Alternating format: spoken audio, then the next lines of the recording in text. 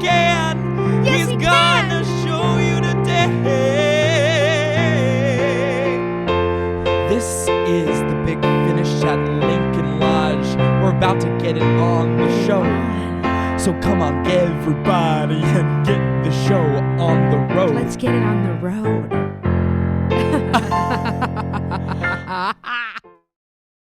Okay, hello, Jamie. Hi, Beckett. How are you? I'm doing great. And listeners, we hope you're doing great too. Welcome to season 2 of the Big Finish. Oh my God, we're not finished yet. We're not finished. We're just getting started, baby. We're just beginning to finish, really, I think. Yes. We're just beginning to finish. Yeah. Yes. So what did you think listening back to the first season, by the way? To recap on the first season, I really loved the guest episodes, but I also loved that we really got to share with our listeners just those intimate, personal moments of you and I catching up and being 100%. pals. And I think that's what this episode's going to be today.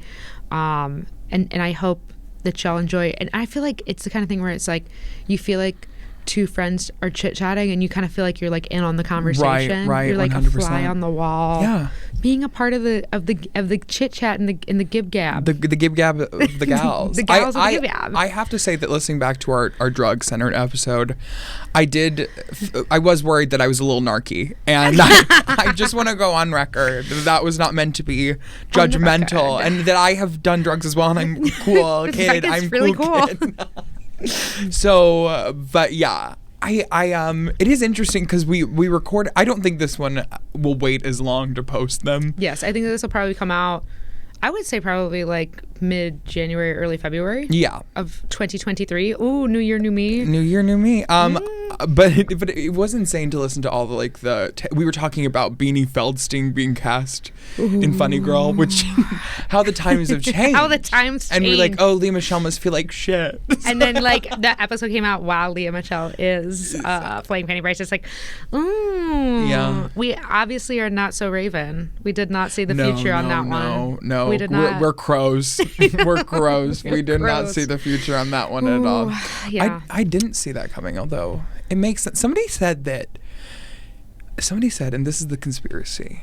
I'm going to actually give two crazy celebrity conspiracies on this show right now. First one. Okay.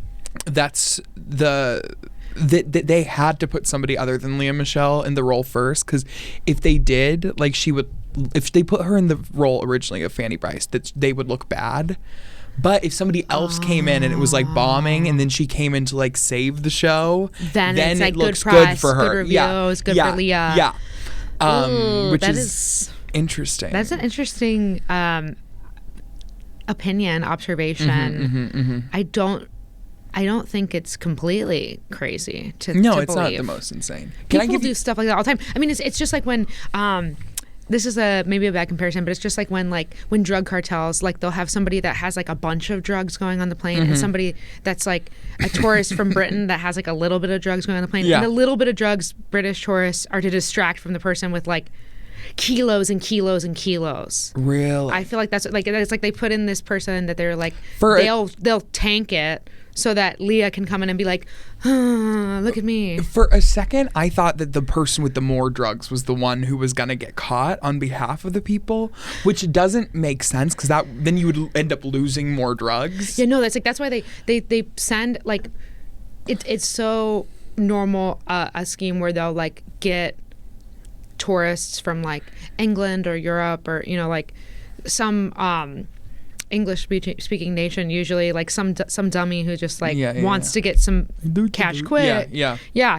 And they'll say, oh, if you just like smuggle these drugs for us, like you get $5,000-$10,000, which sounds really good to somebody who's like young and dumb and full of cum, right? Right. But when you're full of cum, that sounds amazing. Cum, you're like, $10,000, yes, I will smuggle. But yeah, no, I really, it's just I was watching this Netflix documentary about this like Northern Irish girl who went to jail for trying to smuggle drugs out of Peru, but it was really like her and the Scottish girl who were doing it, like they were set up as a distraction so that like the other people could get by with like way more drugs. They were like, hey, just so you know, like those girls over there have drugs, right? So that it's just like, and meanwhile, they're like, yeah, so that they can sneak by with more stuff. Adorable. Yeah, it's adorable, unless you're the one who's arrested for life. Like, no, that sounds terrible. But also, she was like on the show, and it was funny. They were like interviewing her friend, and her friend's like, $5,000.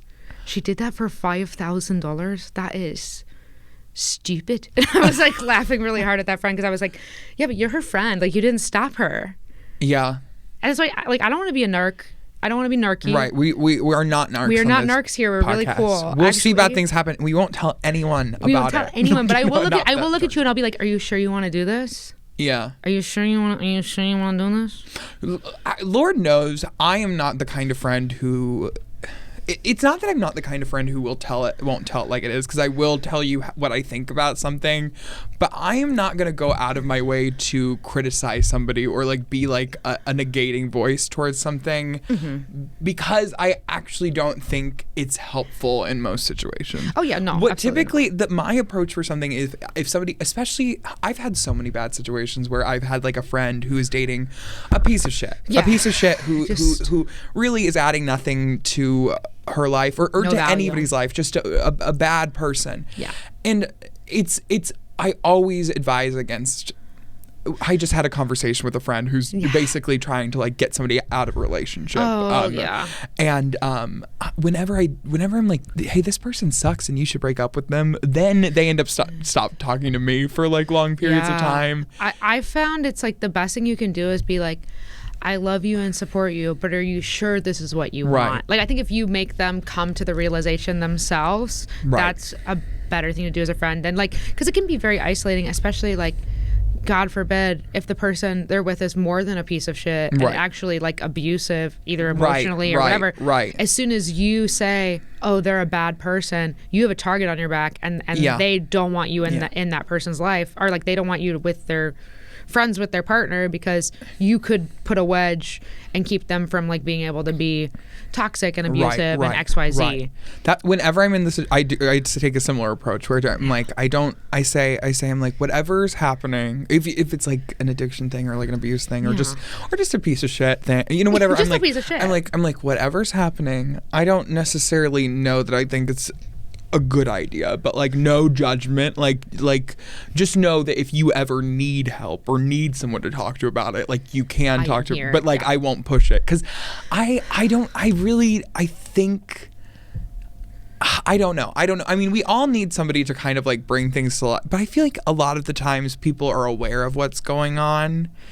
And they just need like to support know in a they have gentle support. way. Yeah. Especially like if you're with somebody who's a piece of shit, and your friend also turns to you and goes, "You're a fucking piece of shit for being with that piece of shit." It's like you're just like adding to the feeling of isolation that person has, rather than like letting them feel supported and like you have their back. Right. But I do think that girl shouldn't have tried to smuggle those drugs. I remember watching the documentary and I kind of had to turn it off because I was just like, oh, it's so predictable. Just like, I was like, oh, I feel like I'm watching a Hallmark Christmas movie. I know how it ends, But I do think that, the best approach is like that of, I'm a cool mom. Yeah. Like I'm always here. But like I'm not gonna push it. Did the girl she was with get in trouble, or? Yeah, they both got in trouble. But also so basically it's like these two girls were total strangers. Oh. And they ended up doing drug smuggling together. But the girl that she was with originally, that she had gone on vacation with, stayed in, I think it was like they were in Ibiza. Mm-hmm. So she was in Ibiza. And then, I took a pill there. Yeah, but also like I've actually never been to Ibiza, but me neither. I only know the song. The song is a good, that's like I've aged myself because I am getting the reference now, but at first I was like, what are you talking about? I was like, what is that? But have you heard the story behind that song? No, I've not heard the story behind the song. Tell me the history. Well, do you know who sang? Mike Posner is his name. Yes, I do know Mike Posner. And you know that he did he had the other hit song in like the late 2000s, which is like, "Wow, chicka, wow, wow, what you gonna do?" Yeah, I know. That apparently he was like a one-hit wonder with that, and then like that he didn't get another hit until this. But the song is just about like how sad he is and like how the hollowness of like the life he had in LA, and like I don't know, it's a sad song which I never really picked up because it's kind of poppy, right? Yeah, it is poppy. Definitely it makes me think of like I mean, I always think of like Hey Ya as one where like the lyrics are pretty fucking sad, but Yeah. it's just like my women Don't mess around because she loves me so. That's one of my all-time favorite songs. Might be love my that number one. It is a really good song. Yeah. But yeah, it's like if you really look at the lyrics, you're like, oh, that's a bit of a bummer. You know, I have heard that because whenever they're like top 10 songs you didn't know the lyrics were actually sad for, I like the Hey Ya always comes up, but it's not that sad of a song. It's not like it's like, oh, Hey Ya is about the miscarriage, Andre 3000. No, His baby doesn't mess around. Just I don't get it. No. I think it's just about a relationship not working out. Well, I think what the song's saying, and can I just be honest for a second here? Is honest moment from Beckett.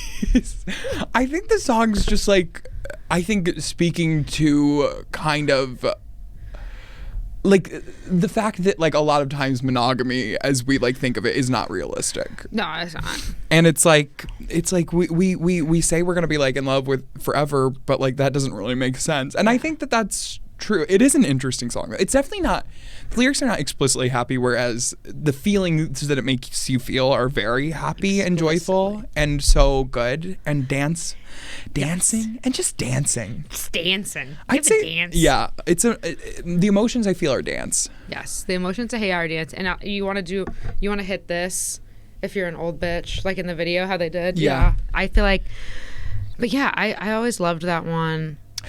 But I feel like there's always some like, not always, but like I forget who it was, but I just remember there was like an acoustic guitar cover of Hey Ya that was just like, my baby don't mess around because she loves me so, and it's like, oh, I was yeah, like, oh, get over yourself. You know what I mean? Like, you know what? I hate that. You know that song, girl, put your records on. Yeah. So the old version of that song sang by the girl who like originally did it, that song's a bop to me. But the cover that it just kind of became famous recently, where it's like, girl, put your records. I'm like, I hate that. I'm so tired of like the coffee house sad boy shit. I know, it's not like, for me. One of the things is, it's also like, I feel like making Hey Ya sad is putting a hat on a hat. Like the lyrics are sad. Like, let's have the tune be, you know what I mean? Like, I think that let's juxtapose it. Same with the girl put your records on. Like, let's keep it poppy and up. Like, right.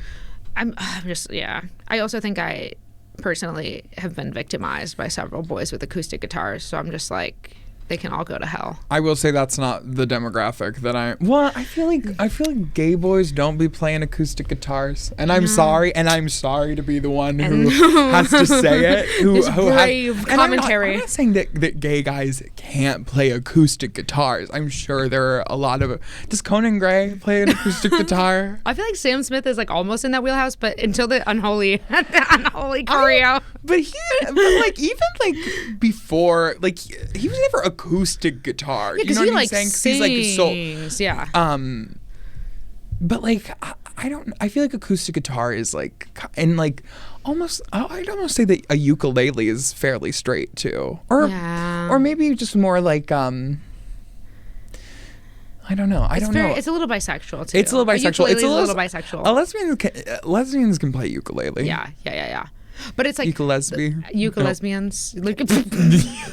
I feel like ukulele and acoustic it's the same vibe of like, I'm an artist. Like, I just want to make art, and I do feel like that's part of my identity, and I think that that's part of why I'm like, because it's me projecting. But I also think that it's sometimes just like taking something too seriously that I just don't think is that serious. Does that make sense? I'm okay with some acoustic guitar. I'm okay with some ukulele. I'm not anti-acoustic. I want to dispel those rumors right now. I want to dispel those right now for all the demographics watching tonight. I am not anti-acoustic. I am like okay with things being acoustic. I'm like cool your stick, girl. But I feel like it is often a way to take the energy out of a song, or like or it's like the idea of it is, I think it's the same as like stand-up, when like stand-ups are like, oh, I'm not going to perform, it has to be about the words, and like that's what I feel like I'm okay with singing something without ornamentation, or just like the acoustic, just down to but don't pretend it's better. Just admit that it's a different thing. You know what I mean? Yes. Can I really quickly go back to the insane Please. celebrity conspiracy theory? We had the first one. Back to the second one. This one is insane, and this one is misinformation that I'm probably going to spread, and I could see this becoming like a viral story that is harmful. So just know that I have no support to back this up. No and this evidence. is likely false. Likely false. But. Okay, so I heard a rumor. I think I've told you this before because it is insane to me. Have I talked about it on the podcast before?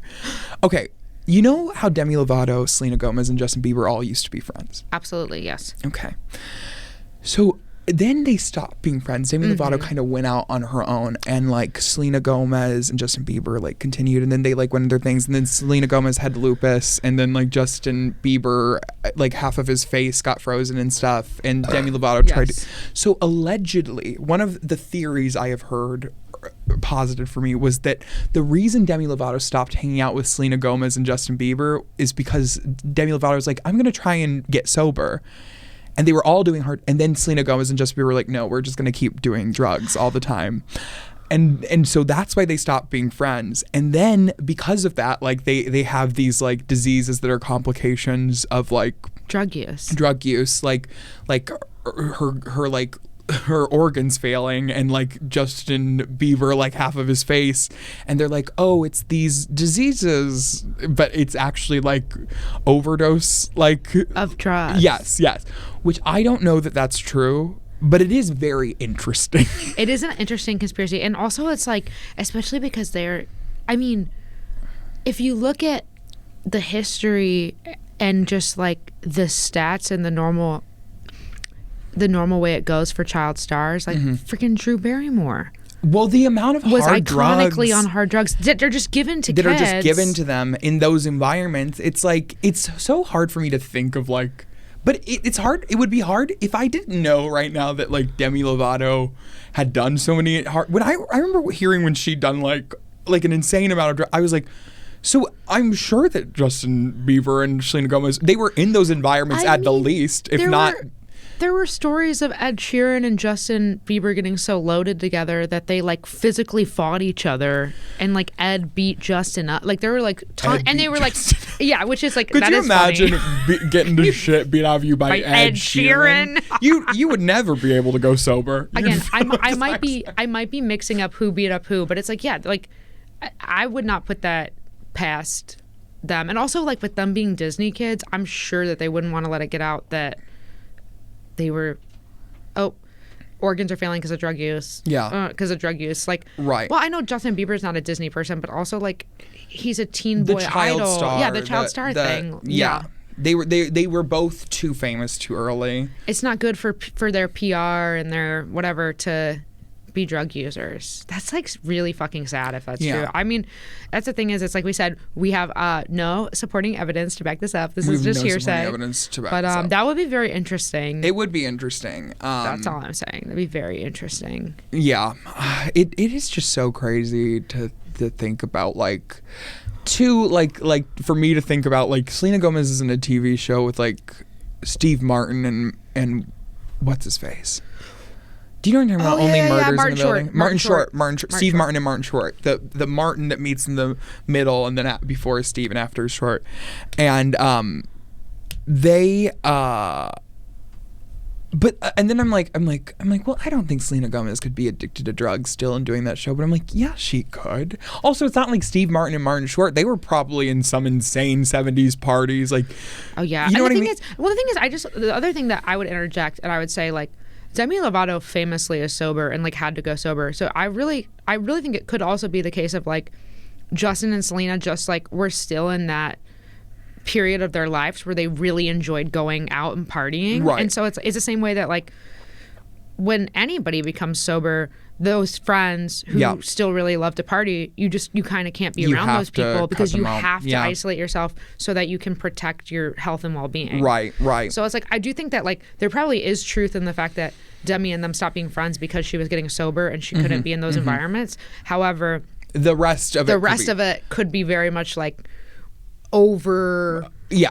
I'm trying to think of I'm not good at the English language. Over exaggerating. Yeah. The initial fact of just like they were still young, they were still into partying. Right. Demi needed to not be in those environments because she would use drugs. Because it's like, I mean, I even have friends who like we've kind of like drifted apart because like they were addicted to like doing hard drugs, and I'm not like doing heroin or the kind of drugs that they were doing, but it's like because I still like to go out to bars and still like to go out to these things, it's like when I go do those things in my hometown, they don't want to be in those places because those are the places where they want to do heroin. You know, so it's like you get what I'm saying. So it's like I do get what you're saying. Even if Selena and Justin weren't doing those things, it could be that like they're going to these things because it's fun for them, but like those things trigger Demi wanting to do things that are bad for her health. Yeah, you know? that does make actually a lot of sense. Yes. And I don't want to accuse Selena Gomez of not having lupus or something.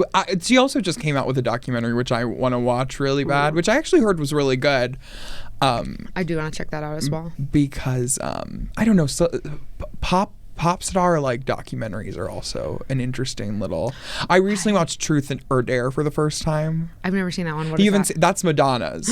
Like from like she is such a bitch. I know she is. I know she is. I love her for it. She's like mean, and this is before social media, so it's not like there were like people like who took videos of pop stars and then were like, she's being mean at this restaurant. It's like Madonna was just like nobody was gonna stop Madonna from being mean. A bitch. Like she was being a bitch. No, I know. But she's also so charismatic. Like she's so charismatic and famously mean. Like she met with fucking I think it was Kid Cudi. Not Kid Cudi. Who's the guy who David Guetta. Met with David Guetta because was considering collaborating on a song with him and found out he was a Scorpio and said, thank you so much, I can't work with you, and left. Madonna? Just walked out. He had to pay the bill, I think, Have you too. heard the J-Lo story that like... Yes, who's Virgo's out.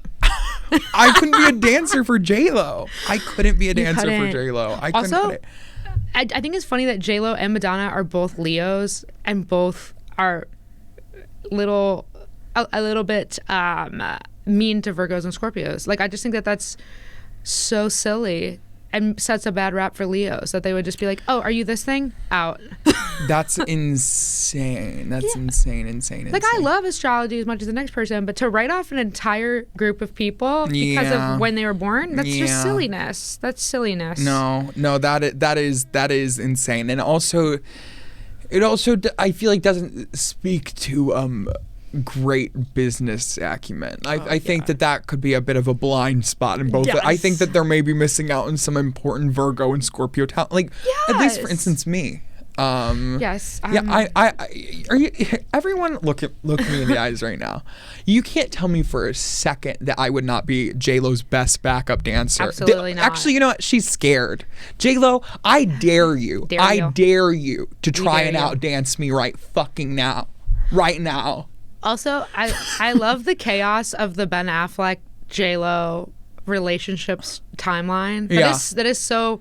That is so two Leos being in love. Like the drama of it all. Is there drama going on now? No, not now. Just the fact that they were together and then they broke up, and then like in their older, like I don't want to say older, they're still so both very hot and like have either taking good care of themselves or have work done. But it's like, both. years pass, and then they're like, oh, we're going to get back together. Also, Ben Affleck can go right to hell for blaming Jennifer Garner for his drinking problem. Like, basically, he said he was miserable in his marriage, and that's why he had to drink. And I'm like, no, you had to drink because you have an addiction. Do not blame sweet baby angel Jennifer Garner for you being a narcissistic a-hole. I would kill to meet J-Lo in real life and kind of experience how she really is because I am so fascinated by her as a cultural figure. Absolutely, yes. That like I'm like, one, she is like beautiful and so fascinating and like, but also in a way is like not that talented and and I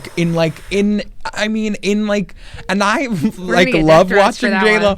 I love watching J-Lo even though I had threatened her to a dance off. But which in dancing is the best thing that she can do, and I still think I could probably beat her. I can't be prettier than J-Lo. She looks younger than me now. Yeah. As a 24-year-old, J-Lo at like 54 looks younger than me as a 24-year-old right now. I wear sunscreen every day too. Every day.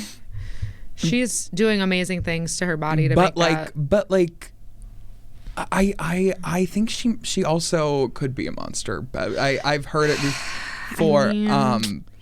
But I feel like anybody who would be with Ben Affleck, get away from Ben Affleck, and do it over again, I'm like, sis. Like what is?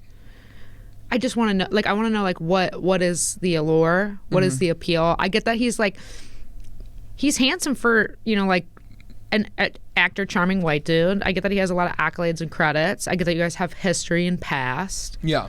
But I don't. Given like the track record in his other relationships and like how he did Jennifer and other stuff, I'm just like, I've heard too, but I would say I heard Jennifer Garner is a sweetheart. Yes. Everyone I've never heard anything bad about her. And you don't know either, like what the truth is or where any of that's coming from. But it is fascinating. I wonder. I think they might have just been made for each other. Yeah. And I think maybe part of that comes from. But then I kind of liked it. I like that J-Lo's like cool with their child. Yes, I do. I do like that. I know that they were named Emmy at some point, but like they're non-binary child. Yeah. They're they're an important cultural figure, like to like Latinx people, definitely. Absolutely. They have bops. I can tell that J-Lo works really hard. Oh, you yeah. know. No, now, I'm working not hard means J-Lo. a little something different when you're that wealthy, and like it's like it's easier to work really hard on your body and your arts when that's your whole thing and you have like a machine that like works to help you do that. Yeah. But well, like, and the thing is, like, J-Lo, like, she's Jenny from the block, like you can't take away the fact that she did start with nothing. Like she did start with nothing and build this empire. She so did. For that reason, she did iconic. claw her way up. Yes. She did. There's no doubt about that. Don't be fooled by the rocks that she's got. Guys, don't get fooled by the rocks that she's got. She's still Jenny from the block. Okay. Well, we were, a dynamo of an interview there. I think. I know. I think we're going to go into the song, but really quickly before we go into the song, I just want to ask you one last thing. So, kiss or diss for each of these three. So kiss or diss, J-Lo, Selena Gomez, Demi Lovato. I would kiss all three of them. All I have a soft spot for all of them. I know I've been critical to each of them on this podcast. Ben Affleck, I would diss. I would diss for sure. It's hard for me not to root for like women pop stars. I generally love them and root for them. Yes, I'm the same. I think Ben Affleck gets a diss just because I think that he shows narcissistic tendencies at the very least. And then Justin Bieber, since we also discussed him, I think kiss, even though I know that he's the same. It's just because he's just still sweetie boy to me. He's also like, he has been caught up in the machine of like being like, I think he has some problems. He's a little too Christian, a little crazy in that regard for me. But I'm rooting for him, and I think he intends well, and he's doing the best with what he's been given. Yes, I agree with that. Yeah. So should we sing about it? Yeah, I'm curious where this will go. I'm curious where this will go. I think that everyone can tell I did not take my ADD medicine today. I didn't take my ADD medicine today either. No wonder. Let's do it. Okay. Ooh.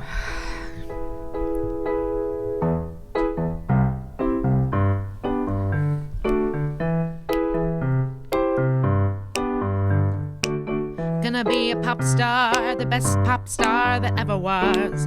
Gonna be a pop star, the best pop star that ever was. Gonna be a pop star, the best pop star that ever was. Gonna be a pop star, the best pop star that ever was. Ooh, you know, you see it on those screens, you see it. Don't you know I don't wanna be it, wanna be me. You wanna be me when you walk into the Target and you see me on those lotion bottles. I'm branded on lotion bottles. I'm the best pop star that you've ever met. Oh, don't you just get fucking wet when you see how good I dance on the screen. What is my skincare routine? I'm 54, but I look better than you do at 24, you stupid whore. And yeah, I had to go to rehab a time or two. And yeah, my boyfriend's only 22, but I'm still the best pop star that ever was. I'm still the best pop star that ever was. I'm still the best pop star that ever was. I'm still the best pop star that ever was. Diamonds shining, ooh, ooh, look at me. Diamonds shining, ooh, ooh, look at me. Ooh, won't you be? I got to work. You're my assistant, yeah, work. It's not all fun and games for me. When I go to bed at night, I cry myself to sleep, 'cause I don't know if anybody truly loves me, or if they just want a little bit of my money, 'cause I'm the best pop star that ever was. What was the melody? I'm the best pop star there ever was. I'm the best pop star there ever was. I'm the best pop star there ever was. And now I'm gonna get hit by a bus. Oh no, the bus is coming. I'm